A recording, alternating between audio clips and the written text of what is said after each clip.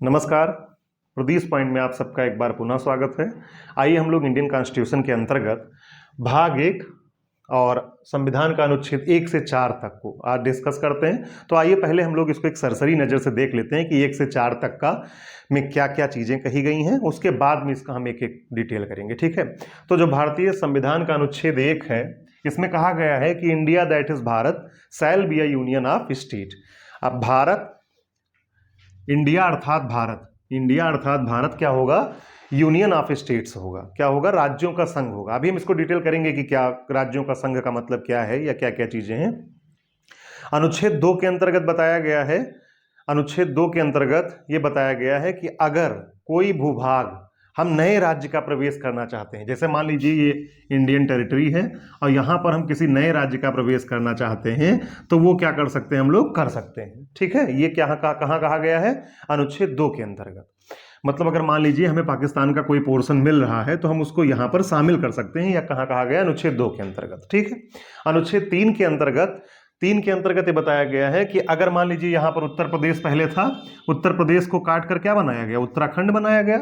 यहां पर क्या था? यहां पर बिहार था, बिहार को काटकर झारखंड बनाया गया। मध्य प्रदेश था, मध्य प्रदेश को काटकर क्या बनाया गया? छत्तीसगढ़ बनाया गया। इसी तरह से तेलंगाना को काटकर क्या बना, आंध्र प्रदेश को काटकर क्या बनाया गया? तेलंगाना। तो मतलब यहां पर अनुच्छेद 3 के अंतर्गत जो जो इंडियन पार्लियामेंट है, इसको यह अधिकार दिया गया है कि वो किसी भी राज्य को, दो राज्यों को मिलाकर एक राज्य बना दे, या एक राज्य के सीमाओं में परिवर्तन कर दे, या दो राज्यों के भूभाग को लेकर एक राज्य बना दे, या इनके नामों में परिवर्तन कर दे। ये पूरा अधिकार किसको दिया गया है? जो इंडियन पार्लियामेंट है, भारतीय संसद है, उसको दिया गया है। तो अनुच्छेद 3 समझ में आया। अनुच्छेद 4 के अंतर्गत ये बताया गया है, अनुच्छेद 4 के अंतर्गत ये बताया गया है कि जो अनुच्छेद 2 और 3 के अंतर्गत किया गया संशोधन संविधान संशोधन नहीं माना जाएगा, और इसे जैसे संसद साधारण कानून बनाता है उसी तरह से कानून बनाकर एक मतलब साधारण बहुमत के आधार पर इनको जो है वो पारित कर सकता है। तो बात समझ में आई। तो आइए अब हम लोग भारतीय संविधान का जो आर्टिकल 1 है, जो आर्टिकल 1 है, इसको पढ़ते हैं। तो इसमें देखिए, आप अगर हेडिंग देखें आप यहां पर, तो कहा गया संघ का नाम एवं राज्य क्षेत्र, name of territory of the union, name and territory of the union. तो संघ का नाम, इसका मतलब क्या हुआ कि जो हमारी कंट्री है उसका नाम क्या होगा। पहले इसकी चर्चा की गई है इस अनुच्छेद 1 के अंतर्गत। और दूसरा क्या है कि यहां पर कौन कौन से राज्य क्षेत्र होंगे, अर्थात कितने केंद्र शासित प्रदेश होंगे और कौन से स्टेट्स होंगे, ये यहां पर बताया गया है।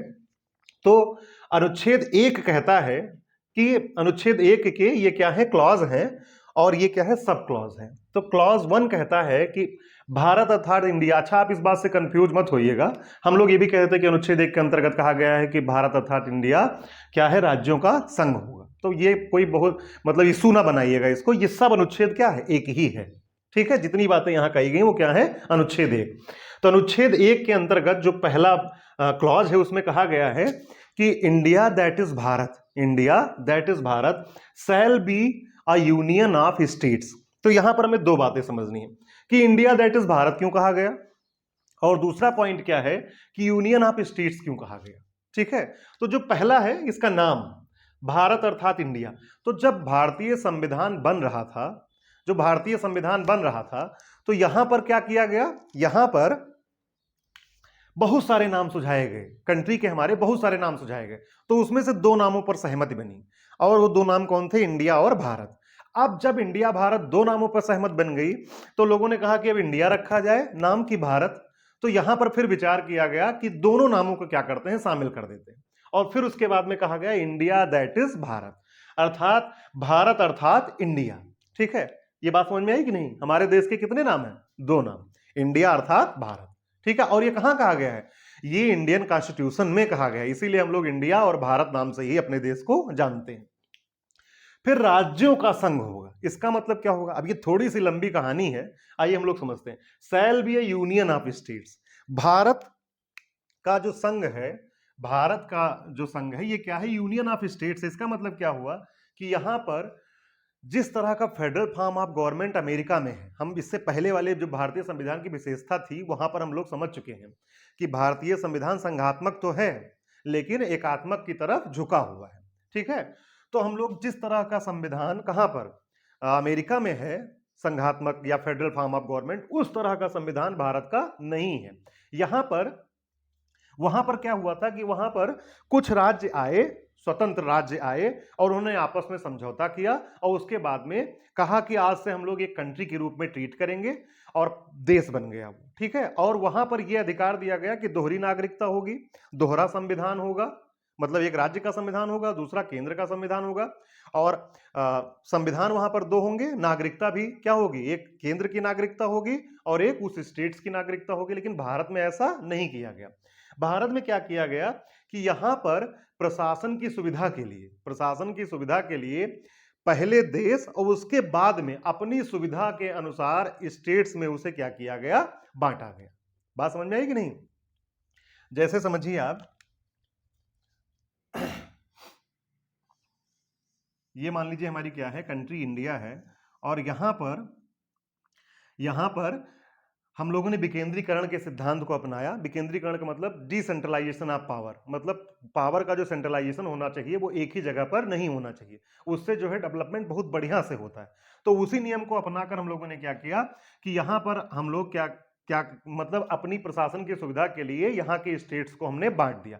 लेकिन जो सबसे इंपॉर्टेंट बात है वो ये है कि यहां से कोई भी स्टेट्स, जितने भी स्टेट हैं या यूनियन टेरिटरी हैं, वो भारत से अलग नहीं हो सकती, वो कभी भी भारत से अलग नहीं हो सकती। अगर वो अलग या स्वतंत्रता की मांग करती हैं तो भारत सरकार उस पर कार्यवाही करेगा, उनको जबरदस्ती अपनी, जैसे आप सुनते होंगे कि कश्मीर में फ्री कश्मीर के नारे लगते हैं, तो क्या ये अधिकार है कश्मीर को, जम्मू एंड कश्मीर को या लद्दाख को, ये अधिकार है कि वो भारत से अलग हो जाए? नहीं। अर्थात जो भारत का संघ है ये क्या है, यूनियन ऑफ स्टेट्स है, और यहां से कोई भी राज्य अलग नहीं हो सकता। इसीलिए कहा जाता है, एक बहुत ही फेमस सेंटेंस है कि भारत विनाशी राज्यों का अविनाशी संघ है। भारत, इसका मतलब क्या हुआ कि यहां के जो स्टेट्स हैं, यहां के जो राज्य हैं, उनका विनाश हो सकता है।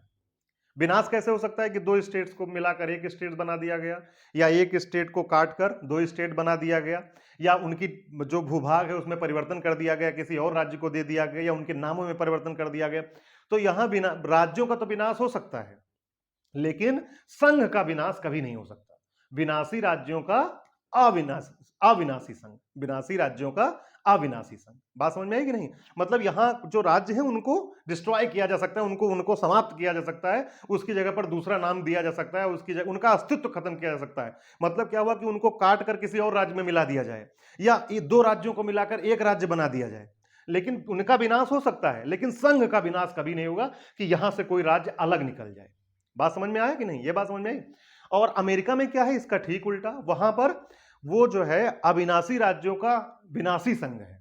अविनाशी राज्यों का मतलब वहां अगर कोई स्टेट चाहता है कि हम अमेरिका से अलग हो जाएं, तो वो क्या हो सकता है, अलग हो सकता है।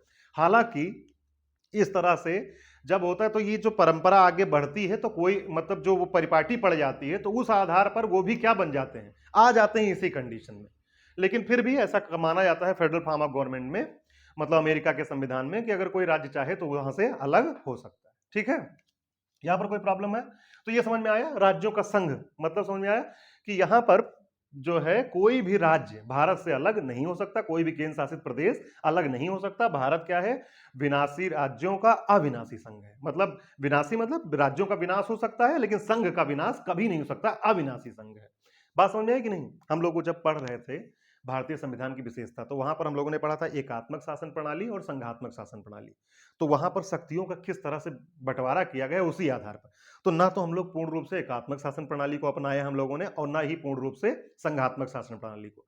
संघात्मक शासन प्रणाली में क्या होता है कि केंद्र और राज्य के बीच शक्तियों का बंटवारा कर दिया जाता है बराबर, और दोहरी नागरिकता होती है, दोहरा संविधान होता है, इस तरह से। और एकात्मक शासन प्रणाली में क्या होता है कि ऊपर से लेकर नीचे तक एक सूत्र में पिरोया जाता है, मतलब जितना भी पावर होता है किसके पास में होता है, सेंटर के पास में ही होता है। ठीक है, तो हम लोगों ने बीच का रास्ता अपनाया, और कनेडियन जो कॉन्स्टिट्यूशन है, कनाडा का जो संविधान है, वहां से हम लोगों ने संघात्मक शासन प्रणाली को स्वीकार किया। हम लोगों ने ऐसा क्यों किया था? एक्सटर्नल सिक्योरिटी की रीजन से। एक्सटर्नल मतलब कि भारत पर कोई बाहर से आकर कुछ ना कर सके, या ऐसे समय में जब बाहर से कोई आक्रमण हो या किसी तरह से आपातकालीन स्थिति पैदा हो तो हम लोग क्या कर सकें, तो हमारा स्वरूप क्या हो जाए, एकात्मक हो जाए, अतः संपूर्ण पावर जो है वो केंद्र के पास आ जाए और निर्णय लेने में आसानी रहे, डिसीजन मेकिंग में डिसीजन लेने में जो है बहुत ज्यादा प्रॉब्लम ना हो। इसीलिए ऐसा किया गया था कि हमारा संघात्मक होते हुए भी, संघात्मक हमने क्यों अपनाया, यहां विकास के लिए, ताकि डिसेंट्रलाइजेशन ऑफ पावर हो और बराबर विकास हो सके, और एकात्मक की ओर झुके क्यों हम, कि ताकि आपातकालीन स्थितियों में हम त्वरित निर्णय ले सके। ठीक है, तो ये समझ में आया होगा इंडिया दैट इज भारत क्यों दो नाम, और shall be union of states ये भी समझ में आया होगा कि क्यों कहा गया। राज्य और उनके राज्य क्षेत्र वह होंगे जो पहली अनुसूची में विनिर्दिष्ट है। यह अनुसूची हम आप लोगों को बताए थे कि जो 12 अनुसूची है इसकी जरूरत क्यों पड़ी, तो ये जो है बहुत सारी चीजें हमारे संविधान में जो मतलब आर्टिकल है उनमें उल्लेख नहीं किया जा सकता था, तो इसीलिए अनुसूची, जैसे अनुसूची 1 क्या है, वहां पर जितने भी राज्य हैं और जितने भी संघ शासित प्रदेश हैं उनके नाम दिए गए हैं।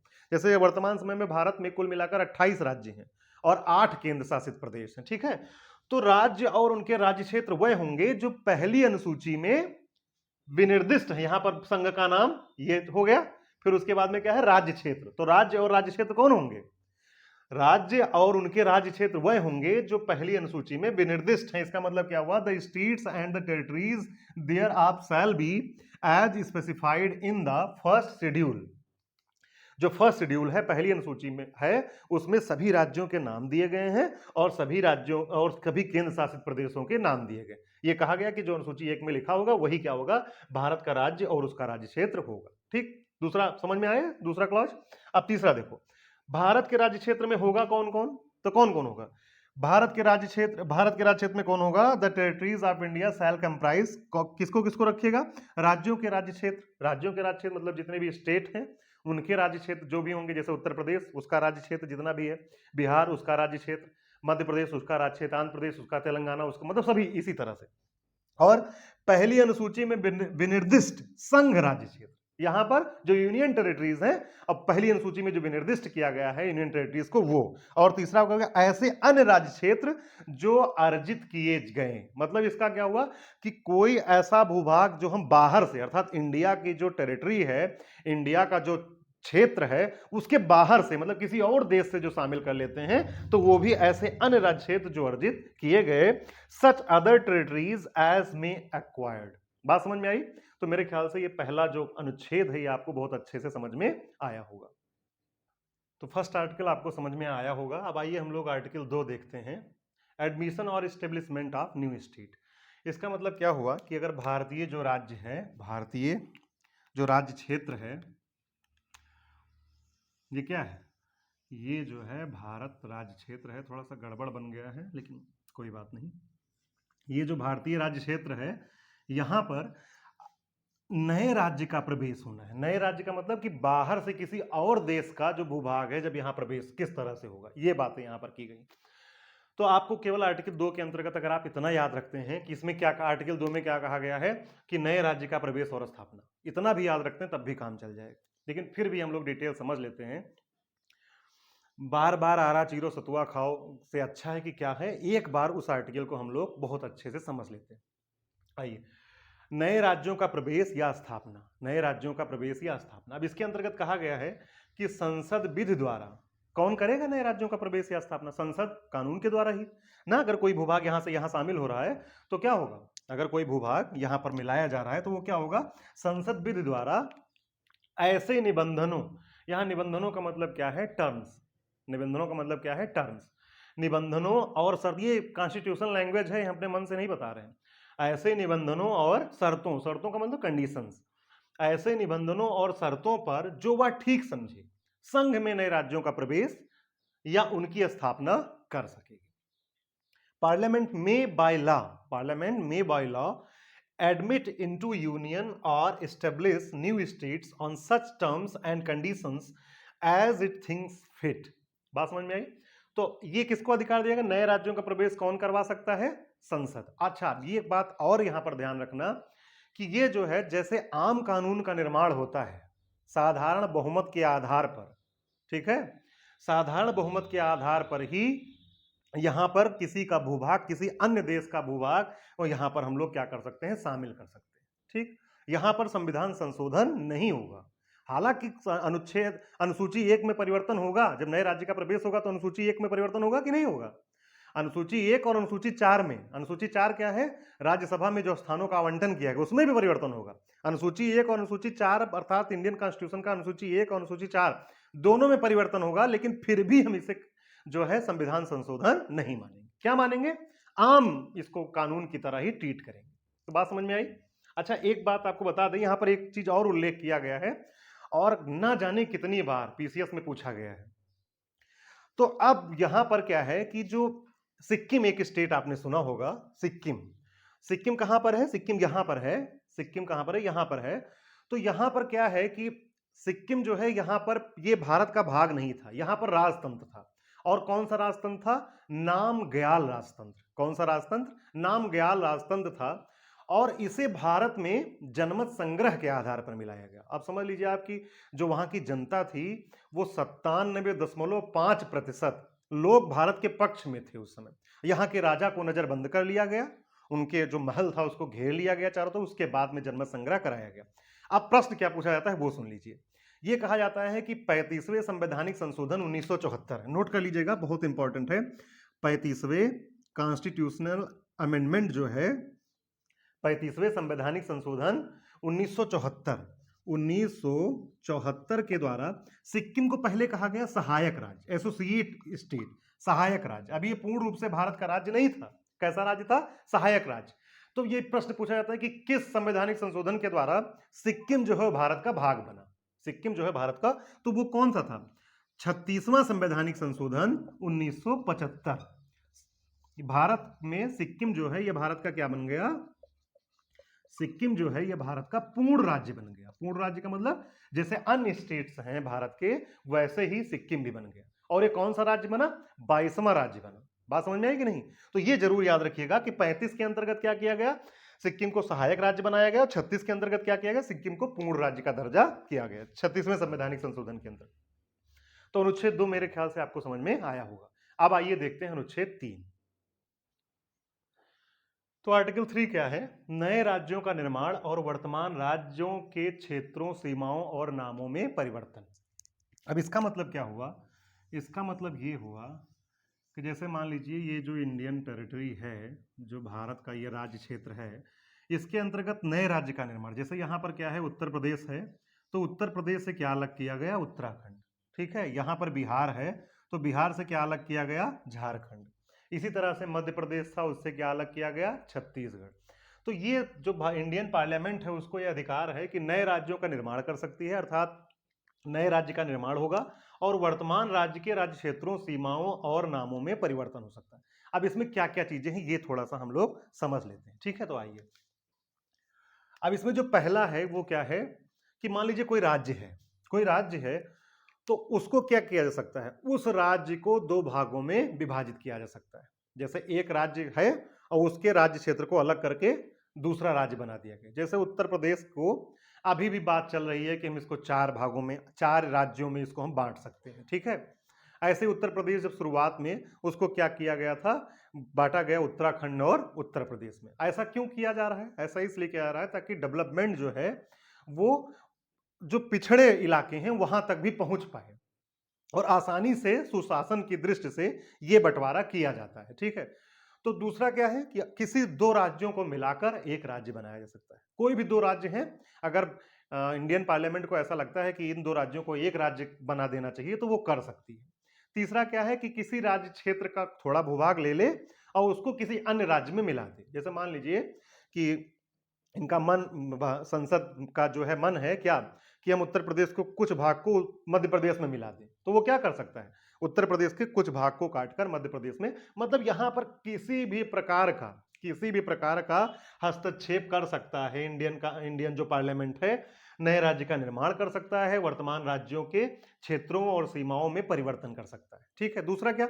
राज्य का राज्य क्षेत्र बढ़ा सकता है। कोई राज्य है, अगर उसके राज्य क्षेत्र को बढ़ाना पड़ रहा है, अगर कोई राज्य है उसके राज्य क्षेत्र को बढ़ाना पड़ रहा है तो भी ऐसा किया जा सकता है। ठीक है, दूसरा क्या है? राज्य का क्षेत्र घटा सकता है। ये पहले भी कह चुके हैं हम, राज्य का क्षेत्र घट ही जाएगा जब काट कर। और जो इसमें फोर्थ पॉइंट या थर्ड पॉइंट क्या है, नेक्स्ट पॉइंट है राज्य की सीमाओं में परिवर्तन। जाहिर सी बात है उसी की चर्चा कर रहे थे। और राज्य के नाम में परिवर्तन, जैसे अगर किसी राज्य का कुछ और नाम है, अगर भारत जो पार्लियामेंट है, संसद है, वो अगर इनके नामों में परिवर्तन करना चाहता है तो वो ऐसा कर सकता है। बात समझ में आई कि नहीं? ये समझ में आई? इसमें कोई हाँ बात ध्यान रखने वाली क्या है, ये याद रखना कि 3 के अंतर्गत तिकड़म यहां अंदर ही अंदर होता है। और तिकड़म कहां होता है? अपने घर में।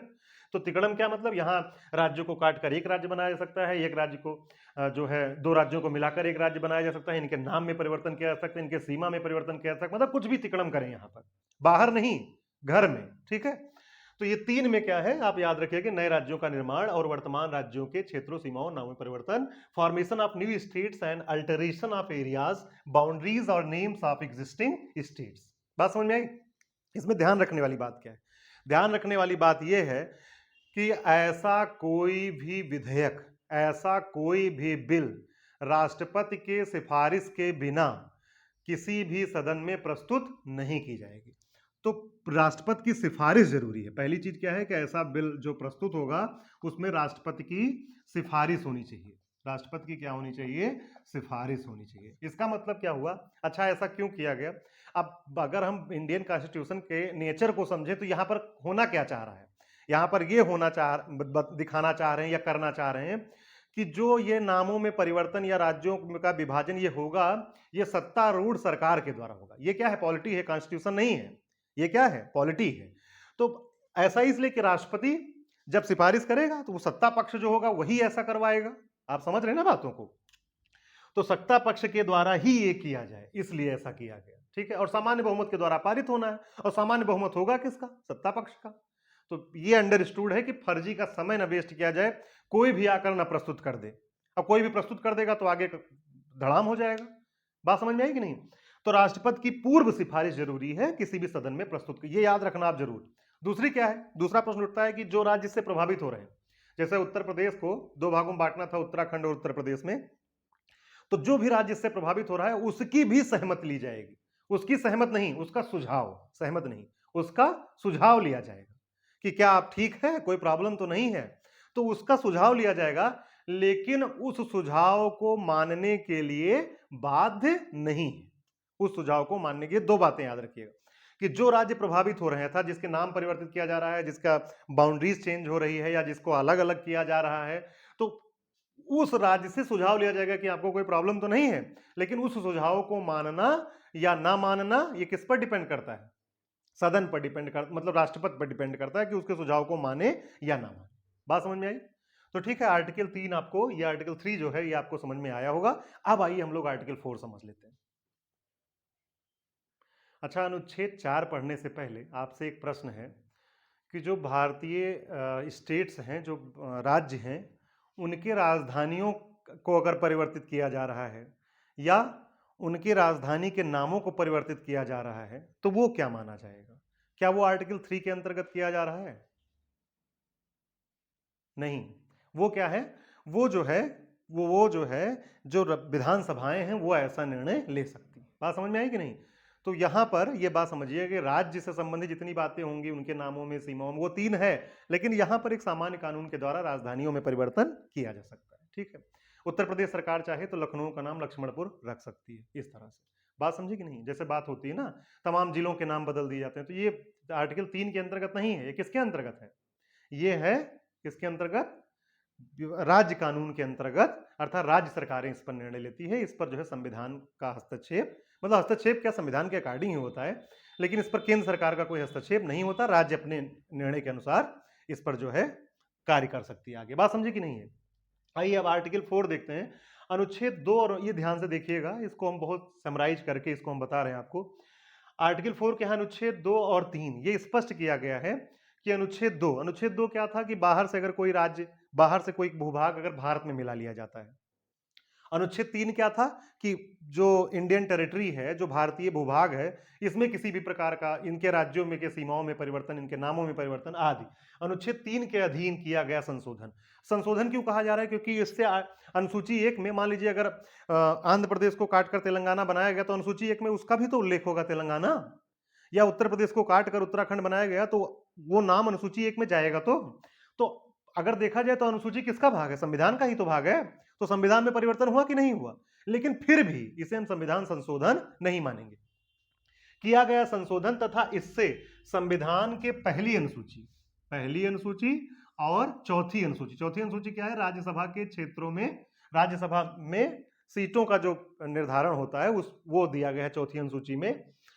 तो पहली और चौथी अनुसूची में हुआ परिवर्तन आर्टिकल 368 के अधीन संविधान संशोधन नहीं माना जाएगा। अब आप जानते हैं कि भाग 20 जो है इंडियन कॉन्स्टिट्यूशन का, इसमें जो है संविधान संशोधन के बारे में बात किया गया है। संविधान संशोधन के बारे में बात किया गया है और संविधान संशोधन इसमें किसमें? 368 के अंतर्गत। और यहां पर 2 प्रकार का संशोधन की बात की गई है। बहुत लोग 3 प्रकार बताते हैं लेकिन वो गलत। एक लोग साधारण बहुमत के आधार पर भी कहते हैं लेकिन वो संविधान संशोधन नहीं है। ठीक है, यहां पर कैसे हो रहा है? यहां पर जो परिवर्तन हो रहा है 2 और 3 के अंतर्गत, ये पहले समझ लीजिए, ये है साधारण बहुमत के आधार पर। किस आधार पर? साधारण बहुमत के आधार पर। साधारण बहुमत क्या होता है? कि जितने सदस्य सदन में उपस्थित हो उनका, उपस्थित और मत देने वाले सदस्यों का 50%, उपस्थित और मत देने वाले सदस्यों का 50%, मतलब उनका बहुमत 50% से एक अधिक, तो वो क्या मान लिया जाएगा? ये नाम आसानी से परिवर्तित कर सकते हैं। लेकिन यहां पर क्या होता है? यहां पर विशेष बहुमत होता है। 2 प्रकार का अनुच्छेद 368 के अंतर्गत 2 प्रकार का यहां पर बताया गया है, विशेष बहुमत और विशेष बहुमत। हम अलग से इसको जो हम बताएंगे। प्लस आधे से अधिक राज्यों का भी लिया जाता है उसमें बहुमत, विशेष बहुमत और आधे से अधिक राज्यों के द्वारा भी उसे पारित होना चाहिए। तो ये 2 प्रकार का यहां बताया गया है। अब विशेष बहुमत से क्या मतलब है? विशेष बहुमत से मतलब ये है कि कुल सदस्य संख्या का, जितने उस सदन में सदस्य संख्या है, कुल सदस्य संख्या का जितना मतलब है, वहां पर कुल संख्या उपस्थित है नहीं है उससे मतलब नहीं, उसका 50% तथा उपस्थित या मत देने वाले सदस्यों का, मत देने वाले सदस्यों का 2/3। इसको हम लोग बाद में और डिटेल करेंगे, अभी आप थोड़ा समझ लीजिए। मत देने वाले सदस्यों का 2/3। और यहां पर आप जानते हैं विधानसभाओं का भी निर्णय चाहिए विशेष मत। तो कुछ इसके अंतर्गत परिवर्तित किए जाते हैं और कुछ इसके अंदर कौन कौन है, क्या क्या, ये हम लोग भविष्य में चर्चा करेंगे जब हम स्पेशल भाग 20 बढ़ाएंगे भारतीय संविधान संशोधन वहां पर। तो ये बात समझ में आई कि नहीं? अनुसूची, पहली अनुसूची और चौथी अनुसूची में जो परिवर्तन हो रहा है, मतलब यहां जो नाम बढ़ जाएंगे ना राज्यों के, अगर बदला जा रहा है या उनको अलग किया जा रहा है, तो वो 368 के अधीन संविधान संशोधन नहीं माना जाएगा। और संविधान संशोधन कहां? भाग 20 अनुच्छेद 368। तो इस तरह से 1 से लेकर 4 तक के अनुच्छेद को हम लोगों ने बहुत अच्छे से कवर कर लिया है। अब हमें आगे क्या पढ़ना है ये बता दें हम आपसे। तो हमें बहुत छोटे छोटे टॉपिक हैं लेकिन हम नहीं चाहते कि वो छूट जाएं, हम चाहते हैं कि वो भी कवर हों। तो जितने भी आयोग गठित हुए, भाषा, जो भाषा के आधार पर पुनर्गठन कहा गया या राज्यों का पुनर्गठन की जो बात की गई, उसमें जो जो आयोग जो जो सिफारिश कर रहे हैं उनको हम लोग, जैसे यस के धर आयोग, जेवीपी आयोग, ये सारी चीजें हम लोग पढ़ेंगे। ठीक है, फिर उसके बाद में हम लोग पढ़ेंगे क्षेत्रीय परिषद के बारे में। क्षेत्रीय परिषद जो है ये संविधान में इसका उल्लेख नहीं था, लेकिन ये क्या है? ये जो है संवैधानिक, इसको जो है हम लोग सांविधिक बोलते हैं। आगे बताएंगे संवैधानिक क्या है, सांविधिक क्या है। इसको, ये सांविधिक कानून के अंतर्गत इसे बनाया गया था क्षेत्रीय परिषद। इसका कार्य क्या होता है, इसमें सदस्य कौन होते हैं, ये चीज। और जो और एक होगा वो होगा विशेष राज्य का दर्जा किन किन राज्यों को दिया गया और क्यों दिया गया था। तो ये 3 पॉइंट्स जब हम और कवर कर लेंगे तब जाकर ये हमारा पोर्शन क्या होगा, कवर होगा। लेकिन ये बहुत इंपॉर्टेंट है, इसको आप लोग खूब अच्छे से तैयार कर लीजिएगा। हम बहुत छोटे छोटे टॉपिक हैं, इसको हम लोग कवर करेंगे बहुत ही बढ़िया से। ठीक है, तो आप लोग पढ़िएगा खूब अच्छे से, खूब अच्छा नोट्स बनाइएगा और 2 बार कम से कम इस लेक्चर को देखिएगा, सुंदर लिखिएगा कॉपी में ताकि दोबारा पढ़ने का मन करे। और भटकना मत इधर उधर, जितना मैं पढ़ा रहा हूं वो मोर देन सफिशिएंट है। आप लोग बस धैर्य के साथ एक बार पूरा लेक्चर, हालांकि ये बातें मुझे शुरू में कहनी चाहिए क्योंकि बहुत लोग 2 मिनट देखने के बाद स्किप कर देते हैं कि हो गया। आप बात समझ में आई कि नहीं? तो ठीक है, तो आप लोग इसको खूब मन से पढ़िएगा। अगर कोई प्रॉब्लम होती है तो आप लोग मुझे डायरेक्ट मैसेज भी कर सकते हैं, नंबर भी दिया गया है। ठीक है, या फिर आप हमसे फोन करके भी पूछ सकते हैं। तो मिलते हैं नेक्स्ट लेक्चर में, तब तक के लिए नमस्कार।